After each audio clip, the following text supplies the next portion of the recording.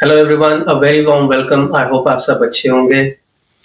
Sadness, anger, helplessness, ये सब emotions हैं पूरे इंडिया की इस time because of what happened in Kashmir, but not disbelief as far as I am concerned, क्योंकि हमने सिंस 1947 ये सब कुछ वायलेंस, टेररिज्म दोनों कंट्रीज ने देखा है। Nothing new. It was just a matter of time. There was some silence in Kashmir for the last couple of years, और हम सबको लगा कि everything has gone back to normal. But obviously that was not the case. तो आज के video में मैं डिस्कस करूंगा कि इंडिया पाकिस्तान की थोड़ी सी ब्रीफली हिस्ट्री क्या रही है, पाकिस्तान के ड्राइवर्स क्या रहे हैं इंडिया को लेके सिंस इंडिपेंडेंस, और जो हमारी गवर्नमेंट हमें बता रही है पिछले कुछ सालों से कि how things are changing in Jammu and Kashmir, are they really changing और we have a long way to go. और उसके साथ साथ जो नॉन मिलिटरी मेजर्स लिए हैं गवर्नमेंट ने in wake of this attack against Pakistan, वो कितने इफेक्टिव होंगे और क्या पाकिस्तान उसको काउंटर करेगा, उसके जवाब देगा। हिस्टोरिकली अगर हम देखें तो वो टिट फॉर टैट करते हैं, तो are they going to respond with equal force. And finally what is the way forward? The bottom line is हम दोनों को एक नेबर्स की तरह रहना है। So it's not that one can vanish from this planet Earth. So how can we live together as good neighbors? No doubt कि आज तक कोई winning formula या silver bullet किसी ने नहीं offer की, but there has to be a starting point. What that starting point looks like, what that ray of hope looks like, is something that I'm going to touch on in this video today. First and foremost, my deepest condolences to the family members who lost their loved ones, and prayers for the departed souls. हम सब इसके बारे में आज पूरा India around the world people are talking about it, and most likely as we know we will all talk about it for the next few days और few weeks, लेकिन उसके बाद we will all move on to the next episode in life और next topic. Unfortunately that's the reality of life, that's the world we live in, but it's important to take a moment to remember those people who have lost their lives. So let me get to the heart of the matter. मैंने पिछले 10 सालों में पाकिस्तान के इतने programmes देखे हैं कि and I listen to the prominent journalist, उनके पॉलिटिशियंस, उनके ex military personnel, bureaucrats and you name it, और मैंने कंसिस्टेंटली उनकी कवरेज को देखा है, उनके इंटरव्यूज देखे हैं। और मुझे उन 10 सालों में कुछ जो की थीम्स जो मुझे नजर आए उस कंट्री के बारे में, क्योंकि these are the people who actually run the country, they are the ones who lead the country, तो उनकी थॉट प्रोसेस को जानने का for good solid 10 years is a long time. और उसमें मैंने जो उनका जो की थीम्स जो मैंने देखे कि how they think and how they run their country is something that I wanted to share with you. First and foremost जो की थीम है which they openly acknowledge as well कि as and it's a very popular saying कि each country has an army but Pakistan army has a country to themselves. Second important thing is कि Pakistan is for Punjab, ऐसी at least वहाँ पे feeling है। पंजाब वहाँ का सबसे बड़ा प्रोविंस है, तो जो पंजाब जीतता है वही वहाँ पे सेंटर में गवर्नमेंट बनाता है। तो ये जो बाकी की स्टेट्स हैं वो लेफ्ट आउट फील करती हैं, बाकी की प्रोविंसेस हैं दे फील लेफ्ट आउट। तो सारे रिसोर्सेज, सारी पावर बेस, चाहे वो मिलिट्री है या गवर्नमेंट है, वो मेनली सारी पंजाब सेंट्रिक है। इसी वजह से बांग्लादेश बना और इसी वजह से आज वहाँ बलूचिस्तान भी एज पे है, because they don't feel included. Thirdly, वो पूरा कंट्री अपने आप को आइडेंटिफाई करता है अपने रिलीजन से, उसकी क्रिएशन भी रिलीजन के बेस पे हुई है। तो वहाँ पे ये कोई नहीं कहेगा कि हम पहले पाकिस्तानी हैं फिर मुस्लिम है, वहाँ पे ये सब कहेंगे कि हम पहले मुस्लिम हैं फिर उसके बाद पाकिस्तानी हैं। जस्ट लाइक हम इंडिया में कहते हैं हम इंडियंस हैं, हम ये नहीं कहते हम हिंदू हैं और फिर हम इंडियंस हैं। So that's a big difference. तो वहाँ पे पहले आप मुस्लिम हो और उसके बाद आप पाकिस्तानी। चौथी चीज, जब एक बच्चा वहाँ पे अपनी स्कूलिंग शुरू करता है तो पहली चीज उसको टेक्स्ट बुक में पढ़ाई जाती है, apart from religion, is India is an enemy state, उसने हमारे साथ बहुत गलत किया और हम कश्मीर लेके रहेंगे। और पांचवी चीज, Islam is the only religion जो कि प्योर है और सुपीरियर है, और when it comes to India, in the context of India, हम उनसे कहीं ज्यादा सुपीरियर है इन एवरी फॉर्म।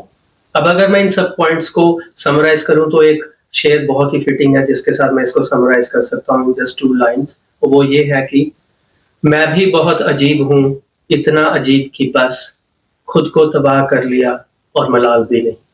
तो ये लाइन समराइज करती हैं कि किस तरह से एक नेशन ने, पाकिस्तान ने, अपने आप को इकोनॉमिकली और मॉरली बैंकक्रप्ट किया just with one obsession, and that was Kashmir and India.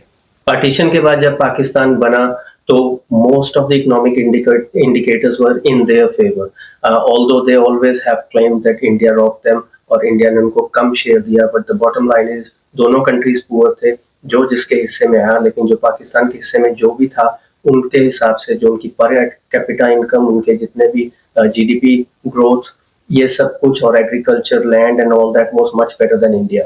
लेकिन उसके बाद हुआ क्या? They aligned themselves with US straight away, started working for the US against the Soviets, started getting free money and became a lazy nation, a complacent nation. कोई किसी तरह का अपने में इन्वेस्ट नहीं किया. On the contrary, India remained non-aligned. उन्होंने किसी के साथ किसी तरह की कोई अलायंस नहीं की. सेल्फ रिलायंस को चूज किया, इकोनॉमी को बिल्ड करना शुरू किया, जॉब्स क्रिएट की, एजुकेशन पे बहुत ज़्यादा इन्वेस्ट किया, and they kept their focus in house. और उसका रिजल्ट आज हम सब देख रहे हैं. India is almost the third largest economic power in the world, and Pakistan is on the verge of bankruptcy. So let's come back to the main incident, Kashmir. अब इसमें जो इंडिया obviously will respond, और उन्होंने already in a non-military way response within 24 hours कर दिया. और उसमें again अगर आप सबको 5 से 7 measures पता होंगे जो गवर्नमेंट ने लिए. Again, if you think deeply, they all impact the common people. Nothing is going to impact the governments or the militaries or all the influential people. जो लोग पाकिस्तानी इंडिया में थे उनको घर भेज दिया, अटारी बॉर्डर को बंद कर दिया, इंडस ट्रीटी जो वाटर ट्रीटी है उसको होल्ड पे कर दिया, सारे कश्मीर में से जितने भी टूरिस्ट थे उन्होंने अपनी बुकिंग्स कैंसिल कर दी और जो थे वो वापस चले गए. और जिनके वीज़ाज थे पाकिस्तान के इंडिया में, उन सबके वीज़ाज कैंसिल कर दिए. अपने जो डिप्लोमेटिक वो प्रेजेंस है उसको डाउनग्रेड कर दिया इंडिया ने भी और पाकिस्तान ने भी. ऑब्वियसली जितने मेजर्स इंडिया ने लिए हैं, Pakistan as history tells you, अगर आप एक गोली चलाएंगे तो वो 2 चलाएंगे, अगर आप एक बॉम्ब फेंकेंगे तो वो 2 आपको रिटर्न करेंगे, क्योंकि उनकी एग्जिस्टेंस इसी चीज़ पे है कि हम इंडिया से किसी चीज़ पे कम नहीं है. तो जो भी इंडियन गवर्नमेंट मेजर्स करेगी उसका एक तो ये है कि you don't want to come across कि आप वीक है.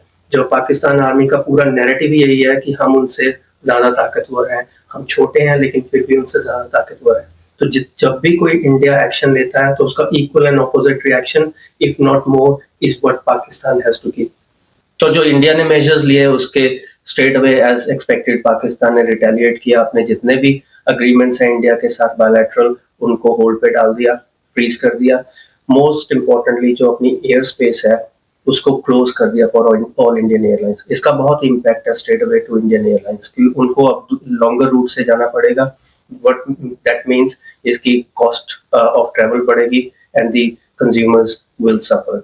उसके साथ साथ एक चीज उन्होंने और इम्पोर्टेंट किया कि जहां जितने भी ट्रेड रूट्स जो पाकिस्तान से होके इंडिया ट्रेड करता है and uses that route, they are all banned. तो इंडिया चाहे वो अफगानिस्तान है या अफगानिस्तान के थ्रू सेंट्रल एशिया कुछ भी गुड्स भेजता है, दैट कांट हैपन. तो हमारी तरफ से जो मेजर्स लिए गए हैं उसमें से अभी real impact is yet to be seen. लेकिन पाकिस्तान ने जो 1-2 मेजर्स लिए हैं उसमें स्ट्रेट अवे इम्पैक्ट आता है इंडिया के लिए. लेकिन at the end of the day it's the common people who will pay the price in the short, medium and the long term. तो बहुत पिछले कुछ सालों से गवर्नमेंट ने ये क्लेम किया है कि Jammu and Kashmir is a peaceful state, और ये हम इस इंसिडेंट से एटलीस्ट हमें पता चलता है कि that is not the case. अभी भी ये स्टेट बिना मिलिट्री प्रोटेक्शन के और बिना हैवी पुलिस प्रेजेंस के अपने ऑन इट्स ऑन सर्वाइव नहीं कर सकती है. सो ये एक नैरेटिव कि it is like any other Indian state is not true. It is still at high risk, it is still volatile, और अभी भी यहाँ पे एक्सट्रीमिस्ट एलिमेंट्स प्रेजेंट है. और अगर अब हम बात करें कि what was different this time in the context of this incident, generally people never used to come out on the street in favor of India. लेकिन this time people have come out in favor of India. They have denounced the terrorism. They have denounced this whole act. और उन्होंने सबने यही कहा है कि we have got nothing to do with it. In fact, we deplore this whole incident. जहाँ पे ये सारा फोकस इंसिडेंट का हिंदूज की किलिंग्स पे है, let's not forget कि वहाँ के सब लोकल मुस्लिम्स ने हिंदूज की वहाँ मदद की है, उनको सिक्योर किया और सेफली अपनी अपनी जगह पे पहुंचाया. And one mention that we must make and acknowledge, वो जो पोनी वाला है जिसने एक टेररिस्ट को रोकने की कोशिश की and he lost his life because he was shot dead. अगर अब मैं इसको कंक्लूजन की तरफ लेके जाऊं जहां से मैंने शुरू किया था, what is the ray of hope, what could be the ray of hope if we don't have a silver bullet that can change the whole dynamic. Let me talk about that. That ray of hope is the people of both countries, India and Pakistan. हम जो भी कोई भी कभी भी कोई change आती है वो ग्रास रूट लेवल से आती है, और अगर कोई प्रॉब्लम आती है वो भी ग्रास रूट लेवल से आती है। जब तक हम इन पॉलिटिशियंस को या और इन मिलिट्री पर्सनल्स को और अदर इन्फ्लुएंशियल लोगों को जिनको हमने बनाया, ये हमारे लिए हमें सर्व करने के लिए, लेकिन जब तक हम इनको स्पेस देते रहेंगे हमें एक्सप्लॉइट करने का on the name of religion and other issues, they will keep on exploiting that. तो द मेन अगर हम जिस तरह से एक ट्री है उसकी जो रूट्स होती हैं, वो अगर वो रूट्स अच्छी हैं तो ट्री हेल्दी होगा, अगर रूट्स पॉइजनस हैं या अनहेल्दी हैं तो ट्री भी अनहेल्दी होगा। तो हम as common people are the roots, और अगर हम अपनी रूट्स को स्ट्रॉन्ग करेंगे तो ये लोग हमें एक्सप्लॉइट नहीं कर सकेंगे। Now it's easier said than done. जिन लोगों के साथ गलत होता है they don't care, they want it's an eye for some people. तो हमारे लिए भी यहाँ पे बैठ के वीडियो बनाना और इस चीज को कहना इज वेरी इजी, लेकिन जो ग्राउंड पे होता है, जो who lose their people, it's a different feeling for them and I appreciate that। लेकिन this is what has been happening for centuries around the world। तो जब तक हम इस चीज को ओवरकम नहीं करेंगे और एक दूसरे को वो एक मेच्योरिटी नहीं दिखाएंगे जिसमें religion is for people, people are not for religion, that's the main thing to understand. जब तक हम अपने वो मेच्योरिटी नहीं लाएंगे कि it's about the humanity, it's about the people to people contact, तब तक कुछ भी ठीक नहीं होगा। तो आज जो कश्मीरियों ने वहां पे जो लोकल्स ने दिखाया है towards the tourist is a beginning, let that be the beginning, कि जहाँ पे उन्होंने इंडिया को चूज किया है, ह्यूमैनिटी को चूज किया है over religion, and they have openly come out and say we support the people of India. That could be the turning point and I really hope the whole of country comes together and stands united, not just in India but also in Pakistan as well, that people rise and they say enough is enough। और मैं already ये सब कुछ देख रहा हूँ social media पे, people are asking questions, they are holding military accountable or trying to at least hold the military accountable। बहुत सॉलिड वहाँ का सोशल मीडिया है, बहुत सॉलिड उनकी जर्नलिज्म और जर्नलिस्ट हैं। तो there the only ray of hope is, as I said, the common people who are impacted the most are the people who can bring this changes। On that note, अगर आपको इसमें से कोई भी चीज अपील की है, please do share it with others, क्योंकि अगर इसमें से हम 0.001% भी अगर पॉजिटिव इम्पैक्ट या चेंज ला सकें with any of the thoughts that I have shared, will go a long way in making the change that I spoke about today। So may peace prevail and humanity guide us। Thank you for watching। I'll see you next time with a new video। Until then, be happy, be good, and take care।